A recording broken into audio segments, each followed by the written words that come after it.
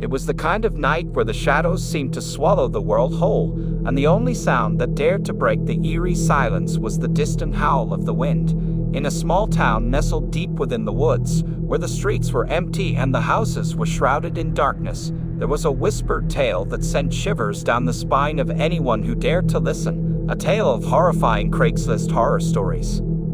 It began innocently enough, with a curious click on a Craigslist ad that promised something unusual, a chance to explore the darkest corners of the internet, to delve into the forbidden and the macabre. Emily, a young woman with a penchant for the mysterious, found herself drawn to the ad like a moth to a flame. She hesitated for only a moment before sending a message to the anonymous poster, her curiosity outweighing any sense of caution. Within minutes, she received a response, an address hidden deep within the heart of the town, where the old, abandoned factory stood like a silent sentinel. It was a place that had long been rumored to be haunted, its crumbling walls holding secrets that no one dared to uncover. Undeterred by the ominous warnings, Emily set out into the night, her heart pounding with excitement and fear. She arrived at the factory just as the moon cast its eerie glow upon the decrepit building, its windows shattered and its doors hanging precariously from their hinges. As she stepped inside, the air grew thick with the scent of decay, and Emily's senses were overwhelmed by the oppressive darkness that surrounded her. She felt as though 1,000 eyes were watching her every move, and a chill ran down her spine as she realized that she was not alone. In the depths of the factory, Emily stumbled upon a group of strangers, their faces hidden beneath hoods as black as night. They spoke in hushed tones, their voices filled with a sense of anticipation that sent a shiver down Emily's spine. They led her deeper into the bowels of the building, through winding corridors and narrow passageways that seemed to twist and turn endlessly. Finally, they came to a small room bathed in flickering candlelight, where a circle of strangers sat in silence, their eyes fixed on Emily with an intensity that made her skin crawl. Without a word, they beckoned her to join them, and Emily found herself drawn into their midst, her heart pounding in her chest as she waited for whatever horrors awaited her.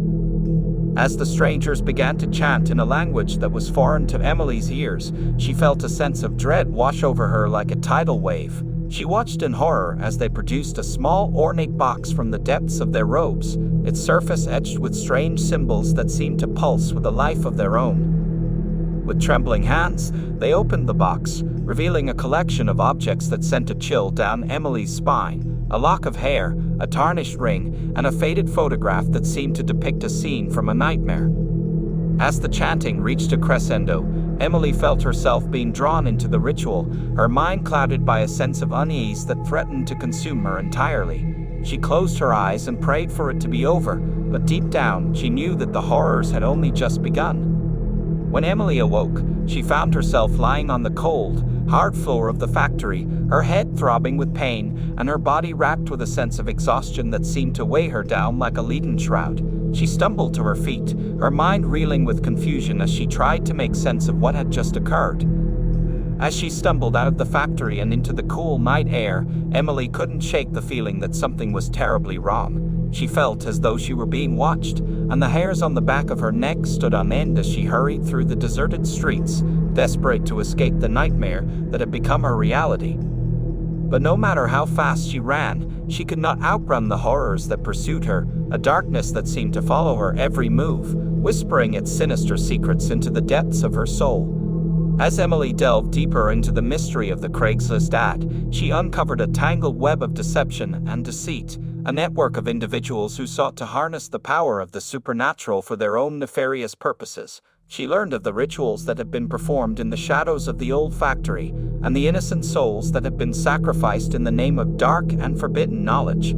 Armed with this newfound understanding, Emily vowed to put an end to the horrors that plagued her town, to expose the truth behind the Craigslist ad and bring those responsible to justice. But as she delved deeper into the darkness, she realized that some secrets were meant to stay buried, and that the price of uncovering the truth might be higher than she ever imagined. In the end, Emily's quest for answers led her to a confrontation with the very forces of evil that she had sought to vanquish. In a desperate bid to save herself and those she loved, she confronted the mastermind behind the Craigslist ad, a shadowy figure whose true identity sent shockwaves through the town.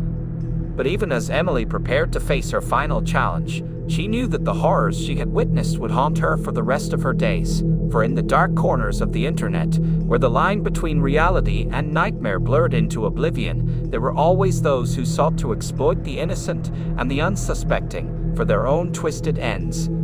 And as Emily gazed into the abyss, she knew that the true horror lay not in the darkness itself, but in the realization that it could never truly be defeated, that it would always linger, waiting to claim its next victim in the endless cycle of fear